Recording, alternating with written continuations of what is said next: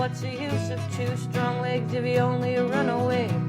And what use is the finest voice when you have nothing good to say? What good is strength and muscle if you only push and shove? And what's the use of two good ears when you can't hear those you love? It's not just what you're born with, it's what you choose to bear. And it's not how big your share is, but how much you can share. And it's not the fights you dreamed of, but those you really fought. It's not what you've been given, it's what you do with what you've got. Yeah, it's not just what you're born with, it's what you choose to bear. And it's not how big your share is, but how much you can share. And it's not the fights you dreamed of, but those you really fought. It's not what you've been given, it's what you do with what you've got. Welcome everybody to Canvas. My name is Joel. This is Dale. We are volunteers with the Canvas Collective. Canvas Collective is located on unceded Lekwungen territory, which is the home of the Songhees and Esquimalt people. And so we want to acknowledge the decolonization struggles of all Indigenous peoples, including the Songhees and Esquimalt, and obviously the Palestinian people, which we'll hear about today. And we are here for our friend Aaron Kreuter. Aaron is a Canadian writer based in Toronto. He published his debut poetry collection, Arguments for Lawn Chairs, in 2016. And he's here to talk about and maybe do a reading from Rubble Children. So thank you, Aaron.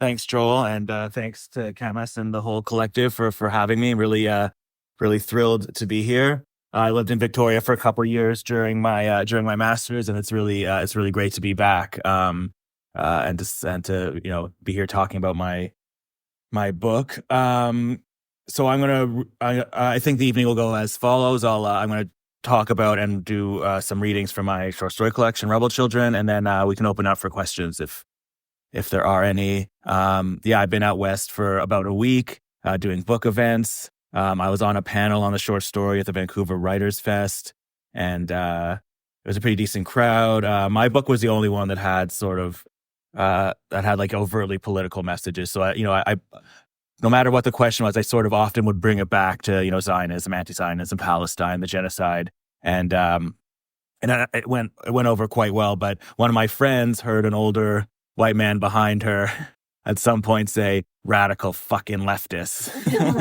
So, which I take, as a badge of honor, meaning I did a successful job in that setting. So I'm going to take that radical fucking leftist energy forward. So Rubble Children is a book of 7.5 stories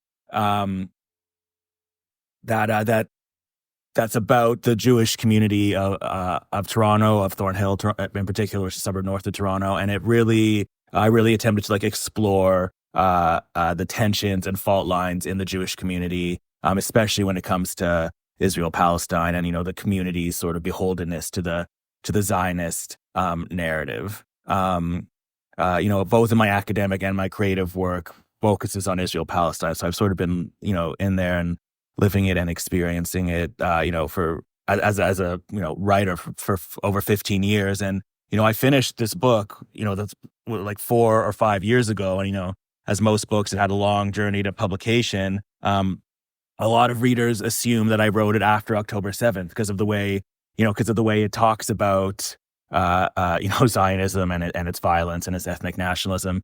But I get to counter with, no, I wrote this book 5 years ago. Like none of these issues are new, right? And anyways, if anyone knows the book world, me writing this book after October 7th would have basically been impossible. Okay. Though I guess books are coming out now about October 7th. Yeah. Okay, so I guess I'll just jump right into the reading, and I'll talk a bit more about the book as we go on. So the first section, I'm gonna read 3 sections from throughout the book to sort of try and capture its different moods and modes. The first section I'll read is from the first story, which is called Mourning Rituals. That's mourning with a OU.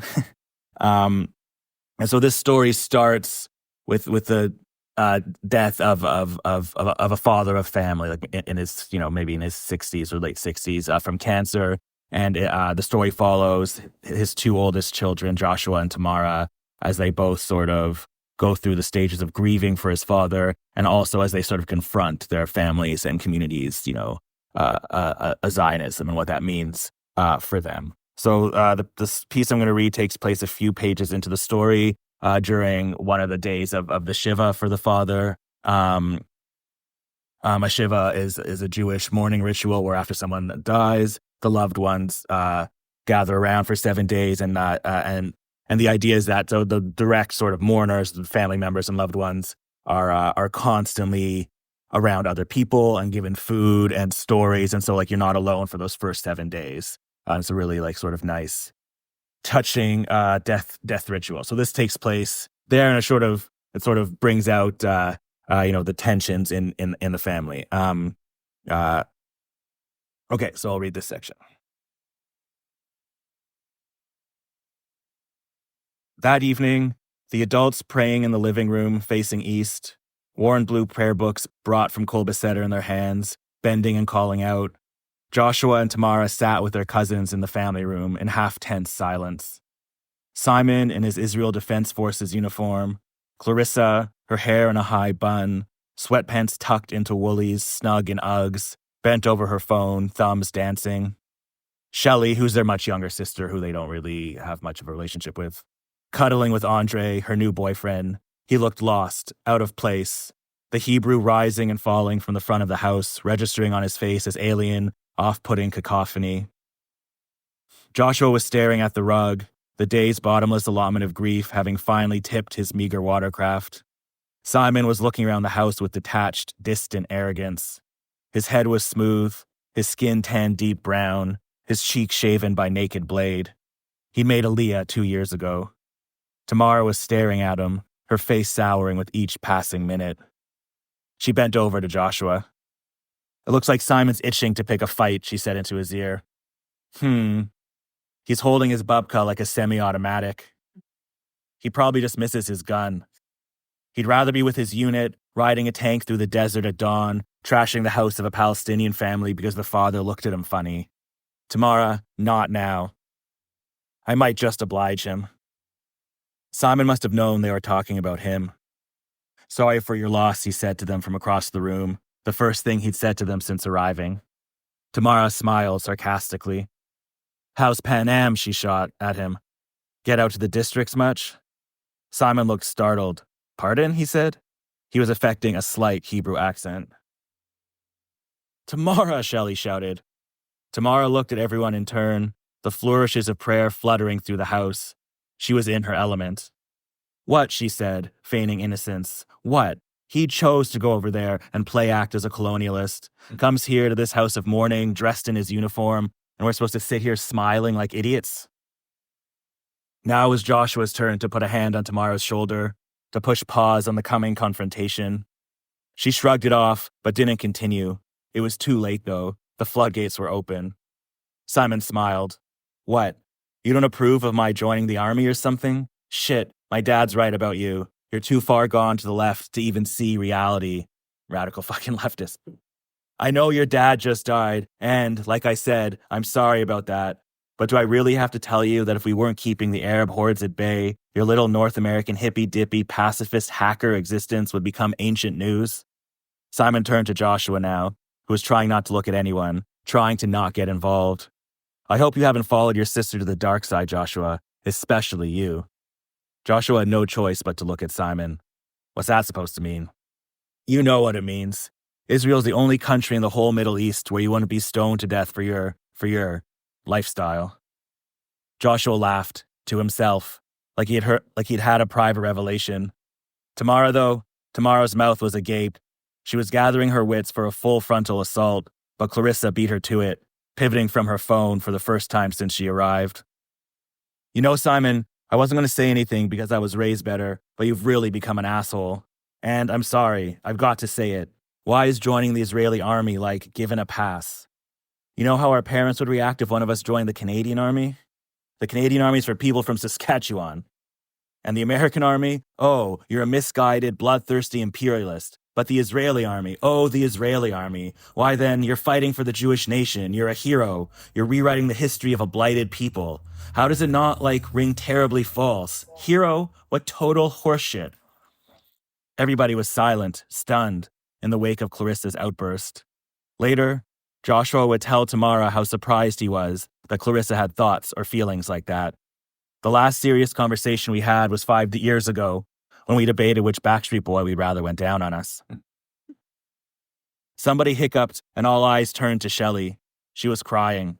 Andre was stiff beside her, stuck between wanting to comfort his girlfriend and wanting to get out of this house of strange Jewish customs and head-on battles.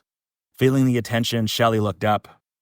How could you say those things, Clarissa? And during my Abba's Shiva, don't act like you don't remember how proud he was of Simon when he made Aliyah. He is a hero, out there all alone protecting the homeland.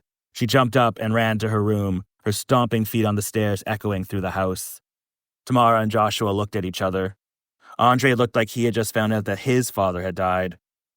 Simon swept a triumphant scowl across the room, stood, smoothed his uniform, and went up the stairs after Shelley, not making a sound as he ascended. Clarissa shrugged, went back to her phone. The steady chatter that rose from the other room and permeated the house meant one thing: the prayers were finished. Soon the house would empty out, and tomorrow it would start all over again, the pattern repeating for 4 more days and then, just like that, ceasing, leaving the mourners alone with their grief, with nothing but time to do what it will. Thanks.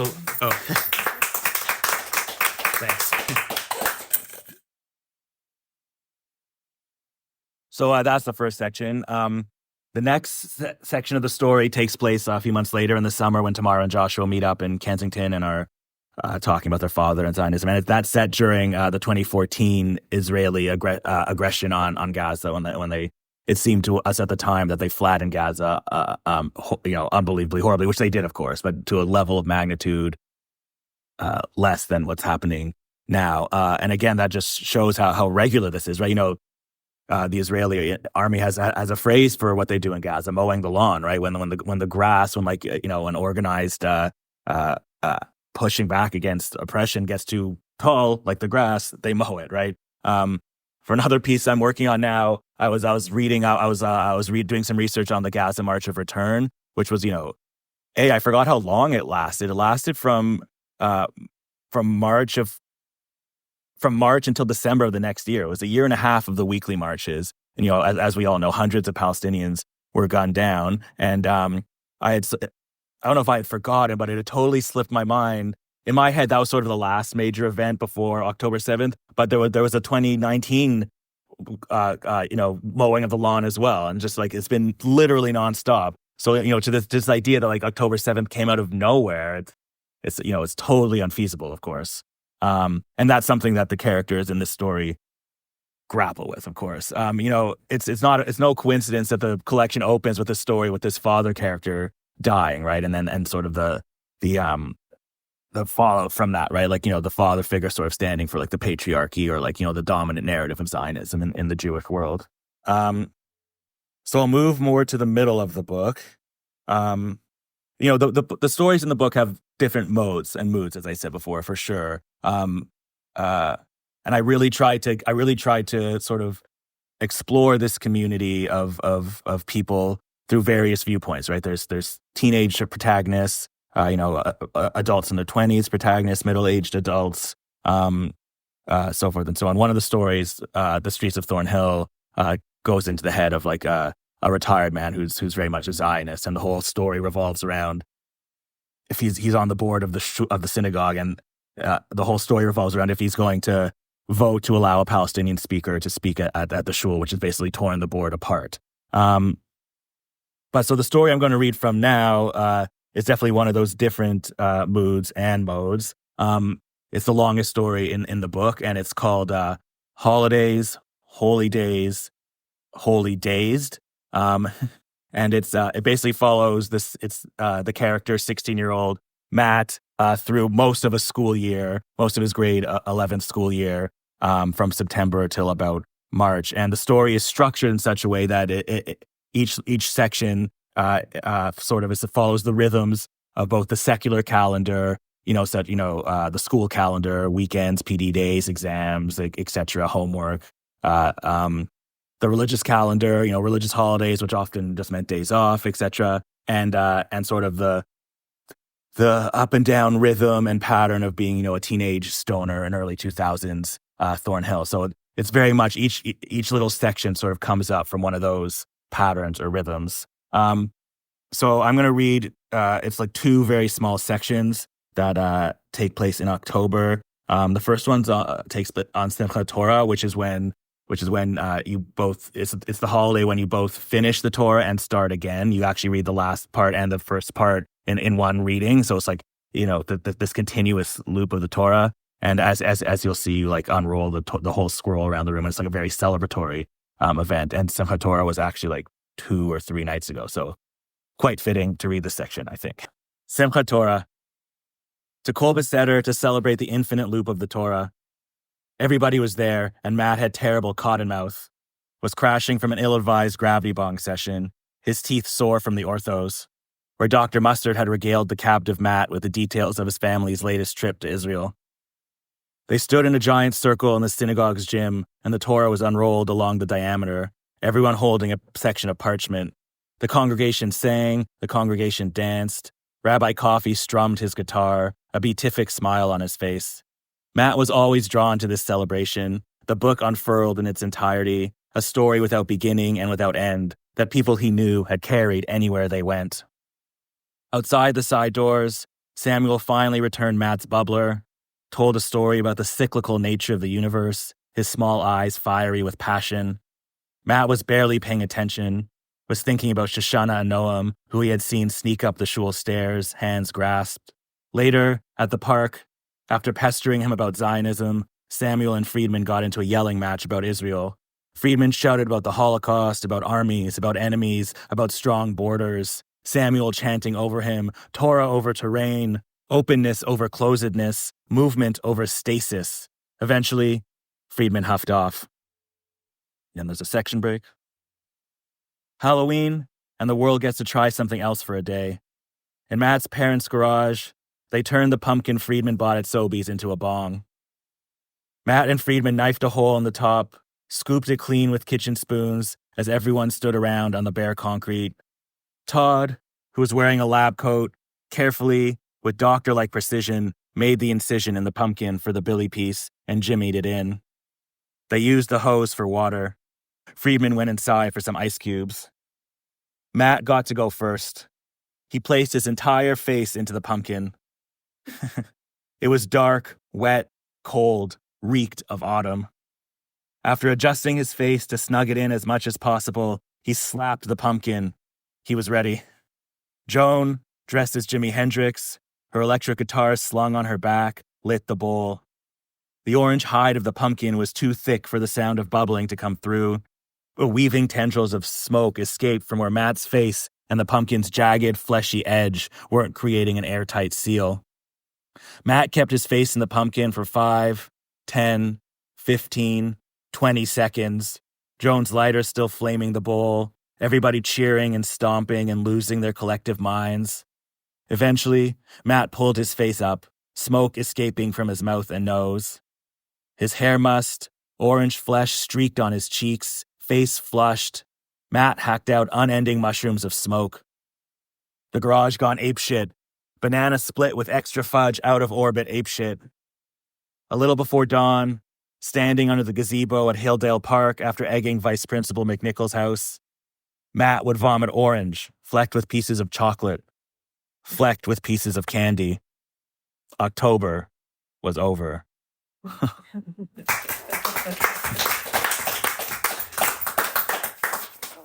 Thanks. I was going to bring a pumpkin to this event, but didn't have the time. Yeah, maybe we can go get one after. Yeah. I don't have a billy piece, though, which is like the little bowl that teenagers would have to like make a bong out of like water bottles and stuff. Yeah. It sounds like you've got some experience. Yeah. I was going to say that story in some ways is takes the most from my own life, but but like I truly believe that fiction is this space where you can take anything, right? Your own experience, things you've read, things you've imagined, things you've wanted, things you've desired, possibilities. You put it into this space called fiction, and you mix it all up, and it becomes its own thing, right? It becomes fiction. So regardless of what happened to me or what didn't happen to me in this book, it is Yeah, it is. It is fiction. Though, that being said, one of the things I wanted to do, particularly in that story, holy days, holy days, holidays, holy days, holy days, is to sort of capture what it was like, being a stoner in like early 2000s Thornhill, a white Jewish stoner, right? I want to sort of capture the multitude of ways you can smoke weed. There's a scene near the end of the story. It basically goes from September to March, from like Rosh Hashanah to Passover. There's a scene at the end when a drought falls on the community, or there's no weed, and they're all acting like they're in wartime, right? They're like forming cliques and they don't trust each other, and their mental health is off the chain. Which now that cannabis is legal in Canada, I guess does not happen with teenagers anymore. I really think that the legalization of cannabis, how cannabis's place in Canadian society and culture has changed, has been like very much not discussed or written about at all. I have some new projects that are sort of going to tackle that a bit, but I've almost a sociological like fascination or obsession with cannabis culture in its various forms. Okay, I'm going to read one more section now, and this will be from the last story in the book. This story is called "A Handful of Days, A Handful of Worlds," and I'll sort of briefly try and describe its structure. This is definitely the most complex story I've written in terms of structure. So it's pretty much a Groundhog Day scenario where the same day, May 2nd, 2018, is lived over and over again in various permutations. And in each version of the day, each section sort of starts with the date, May 2nd, 2018. The main characters, Brenda and Kate, are breaking up or ending their years-long relationship. And in the background of each of these various days where Kate and Brenda are breaking up, in the background and leaking into the foreground is a different version of Israel-Palestine or just Palestine. So sort of taking this Groundhog Day alternate worlds, sort of opening up the possibilities, defamiliarizing us from our lived historical reality. And so while all that's happening, they also pretty much in each iteration of May 2nd listen to a radio interview with this author character who occurs elsewhere in the collection, Stephanie Krasner. There's a lot of repeating characters. And she's being interviewed on the CBC about a short story she just wrote that is getting a lot of attention. And that short story imagines if the early Zionists colonized Iceland instead of Palestine. And she reads sort of long sections from this story. And she ends up sort of talking about her belief in the power of fiction to dismantle dominant narratives, etc. And so all that sort of happens all stacked together. And I don't know how complex that sounds, but I think it reads a bit easier, or maybe not. So I'm going to read a pretty short section from the first day, May 2nd, 2018, which imagines that Israel-Palestine or Palestine is going through a truth and reconciliation process. So the polar opposite of what's happening in Palestine right now, literal genocide. This takes place in Thornhill then? Yeah. All the stories more or less do. The characters live in Toronto, but they're still very much connected to Thornhill in this particular story. They go out for dinner at their parents' house.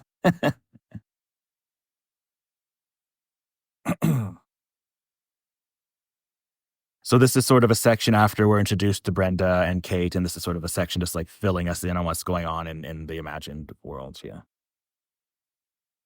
Unlike in Canada, where the Truth and Reconciliation Commission on the country's treatment of the Indigenous peoples whose land the state was built on took place without the mistreatment actually ending, just changing form, and where the government and institutions and corporations continued to do the same things they had done for hundreds of years, the hearings in Israel-Palestine were the result of deep structural change. The Israel Brenda had known growing up, the Israel Kate learned about in Hebrew school, simply no longer existed. There was now one single state for Jews, for Palestinians, for everybody. There was no hierarchy of ethnicity, no occupation, no occupying army. Equality and justice were being enshrined into law. The country was transforming at every level, in every nook and cranny. The combined forces of external pressure, internal protest, and ceaseless Palestinian resistance had cracked the situation wide open, tipping the country into state-level change. The Israeli government toppled, An interim coalition took over with a Jewish Israeli and a Palestinian as joint leaders.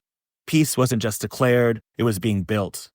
Palestinians, Jews, Christians with a Jesus complex, people with knowledge and expertise, as well as, of course, those without, were pouring into the country. Towns were springing up overnight, designed and built by Palestinian engineers and contractors who had learned their trades in the Gulf states. The refugee camps were emptied out, reparations were being reparated, the accountable, for once in the long, sordid histories of nations, armies, and bureaucracies, were being held to account. Israeli and Palestinian were getting to know each other as if for the first time. Those who were against what was dubbed reunity were being drowned out by the sheer excitement of what was taking place. It was like a wild, unforeseen dream, but it was real. The twinned histories of Israeli Jew and Palestinian Arab were not being swept under the rug, ignored, or sugar-coated, but acknowledged, looked at, talked through. The hearings, though difficult, were a necessary part of acknowledging what had happened, what had taken place, and making sure it did not happen again. So the scene before that, the scene that opens the collection, Brenda and Kate is actually watching one of these hearings on TV. One part of the story is how news of Israel Palestine comes to us through the radio, through the TV and the media's place in it. That scene I read about truth and reconciliation, that maybe is the part of the book I'm seeing that's been most dated by October 7th. Like, it's very, very hard for me to imagine a possible just future with Israeli, Jew, and Palestinian like building a state together after this particular iteration of the genocide. Nonetheless, I still think actually thinking through and imagining solutions or possibilities or alternatives is a very good way to both understand how wrong what is happening in Palestine is, and that it doesn't have to be that way. I also really wanted the book, which deals with some pretty hard topics. There's also a story. The title story, Rubble Children, is about a group of 13-year-old girls that are absolutely obsessed with the Holocaust, and they have like a weekly reading group, and they read like thick histories, and so a lot about the Holocaust. And then sort of at the end, they sort of realize that they're not the only, like the Holocaust wasn't the only mass injustice in the world. But all that to say that I really wanted the book to end on a note of hope, and so I hope that it does so. I'm not going to give away what happens in the story, but I do want this book to end on a note of hope. So yeah, that's it for me for my reading. If anyone has any questions, I'd be open to fielding them. What part of Thornhill did you grow up? I know Thornhill well because my sister lives. Yeah, for sure. Bayview and Joe. Oh yeah, so that's the other Thornhill. Yeah. I grew up on the other side of Yonge, like near the Promenade Mall. Yeah. They take some of the characters take some visits to the other part of Thornhill. Yeah.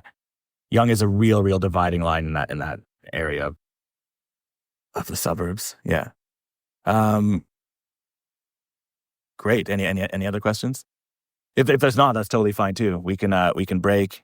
You can buy some books. I can sign some books. Jesse? Yeah, I'm curious about your path to publication. Like, I haven't looked on the inside cover yet, but were they mostly published elsewhere to begin with? The stories? Yeah. Thanks. Yeah, that's a great question. Some of the stories were published. Yeah. At least one of the stories was published after the book was like very close to the book's release. There's this very, very cool journal out of Chicago called Not Another Chicago magazine, and they have a special section where they publish stories from forthcoming short story collections.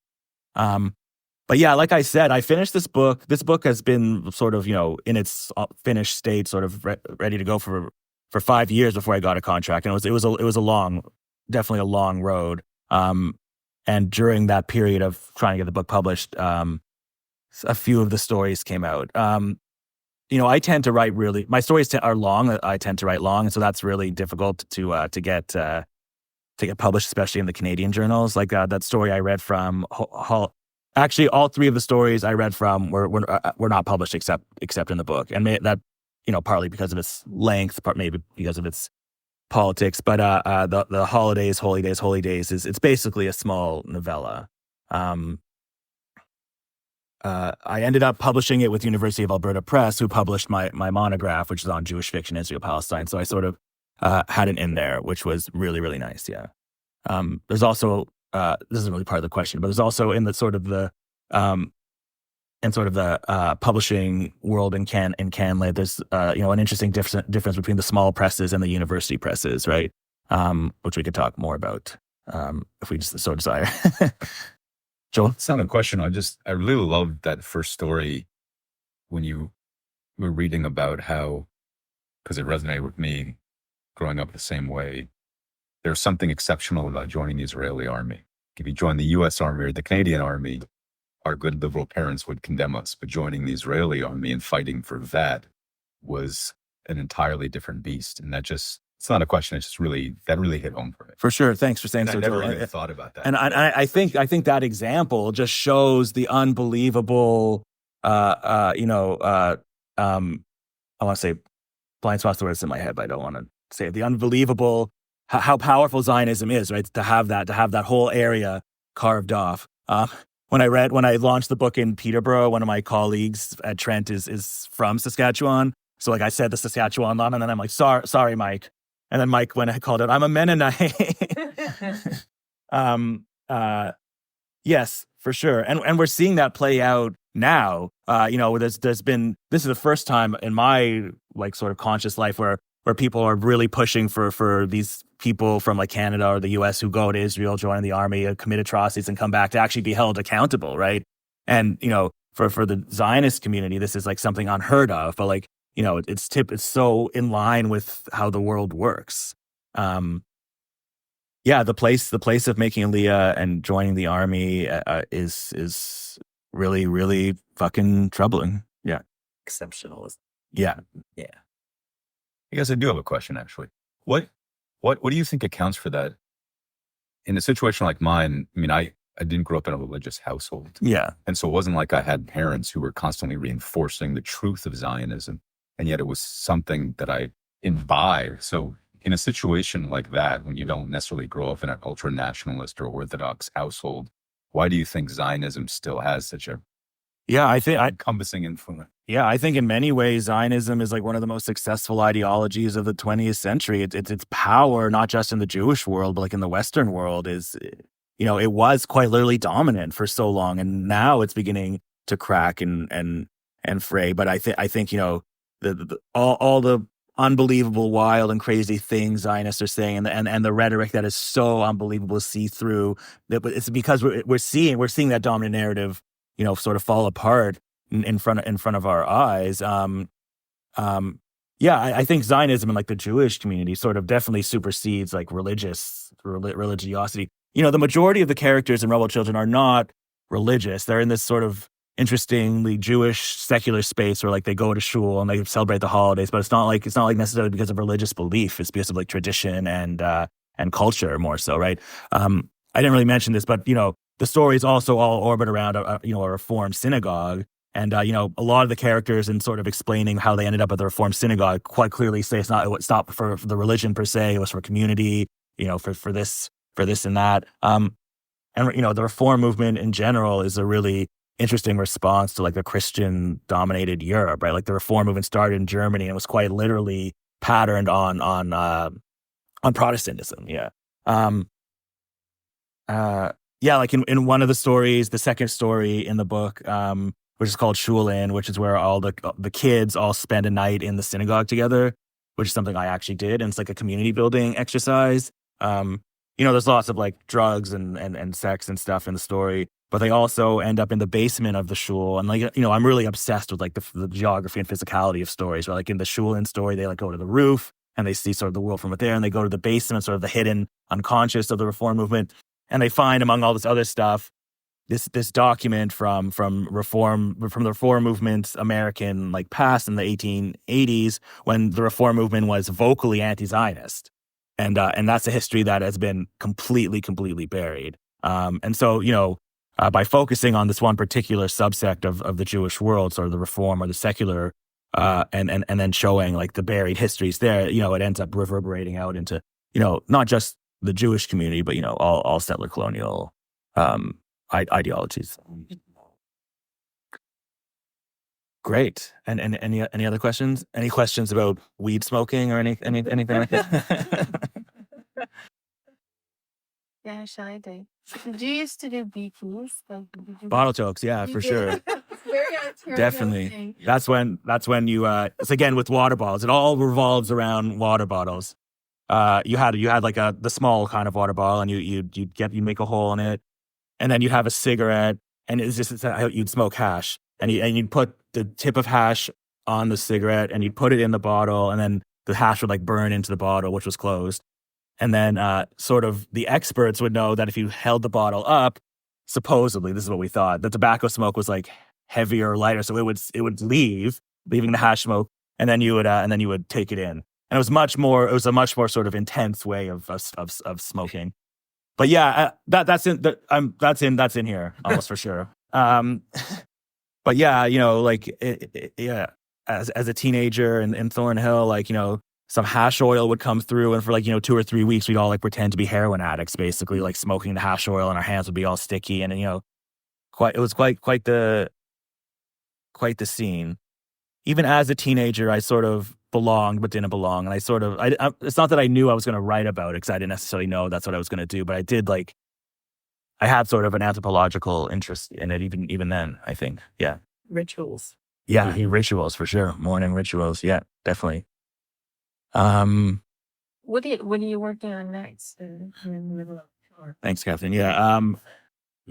I have a novel coming out in the spring. Yeah. Which is called Lake Burnshore, and I really definitely think of it as the sort of the culmination of this sort of preoccupation of mine. It takes place at a fictional Jewish sleepover camp in the Muskoka region north of Ontario, and is it's all about Jewish belonging, Israel, Palestine, settler colonialism.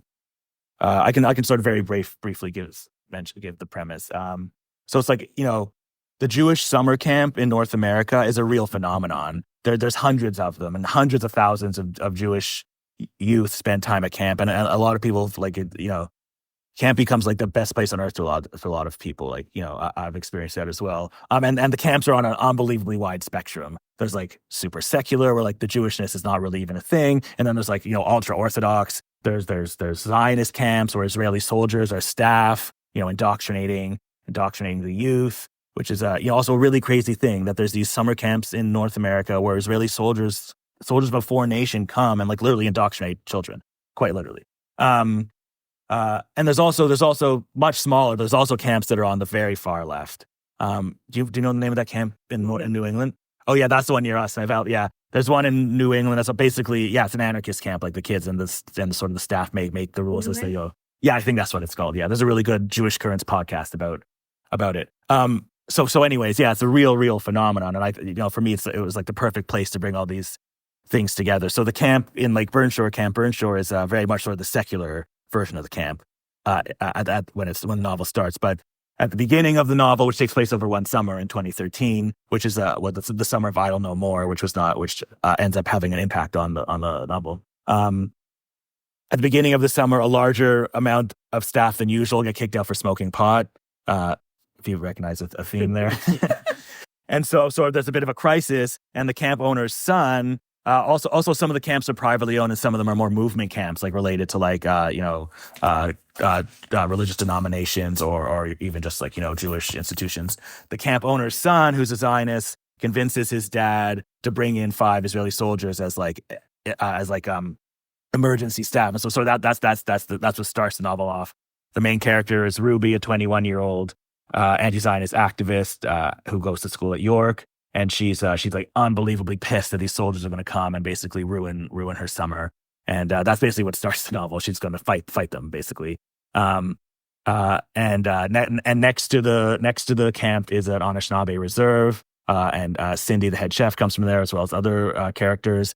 And so the novel's really about this geography of like this Jewish summer camp on stolen land with the Anishinaabe reserve and Israel Palestine over there, and sort of becomes this locus of where all these things can sort of confront each other and perhaps be worked through. So that's a long way of saying I have a novel coming out in the spring. Since I finished the novel a few years ago, I've been like sort of writing short stories that exist in the world of the novel. I wasn't really done with it yet. Yeah. Thanks for that question. Yeah. Okay. Should we end it there? Any other final burning questions? All right. Thanks for coming, everyone. Thanks for coming on the Saturday night. Jesus Christ came back today like you threatened he will. Which poor group of people do you think that he would kill? And who would Jesus choose to starve if you gave him the chance? And if there was a genocide, would he take a neutral stance? Who would Jesus bomb? Tell me, who would Jesus bomb? Would it be kids in Palestine, or how about Vietnam? Would Jesus bomb the atheists, the Muslims, or the Jews? I want you to ask yourself, well, what would Jesus do? I want you to ask yourself, well, what would Jesus do? Would he say it's complicated and there's sinners on both sides? Or would he say that some people, they just deserve to die? If Jesus Christ rose from the dead and on a sidewalk slept, would you extend your hand to him or just watch where you stepped? Who would Jesus bomb? Tell me, who would Jesus bomb? Would it be kids in Palestine, or how about Vietnam? Would Jesus bomb the atheists, the Muslims, or the Jews? I want you to ask yourself, well, what would Jesus do? I want you to ask yourself, well, what would Jesus do? Would Jesus hate the gay folk, the queer folk, or the trans? Would he suggest they end their lives according to God's plans?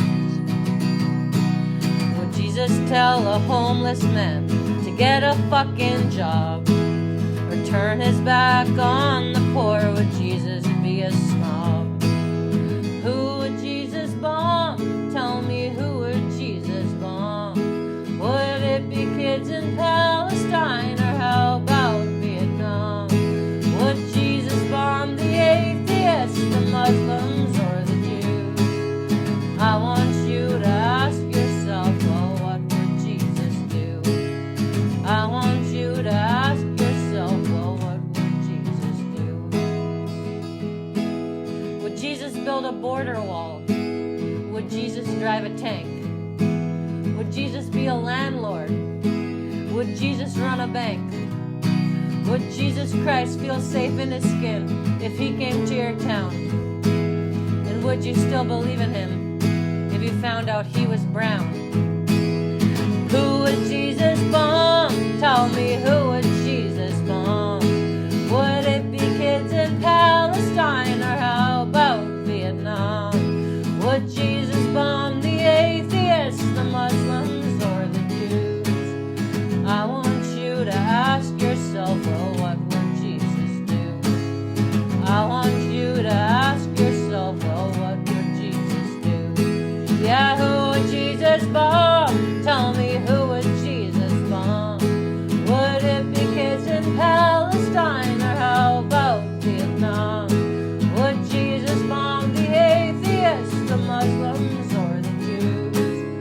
I want you to ask yourself, well, what would Jesus do? I want you to ask yourself, well, what would Jesus do? I want you to ask yourself, well,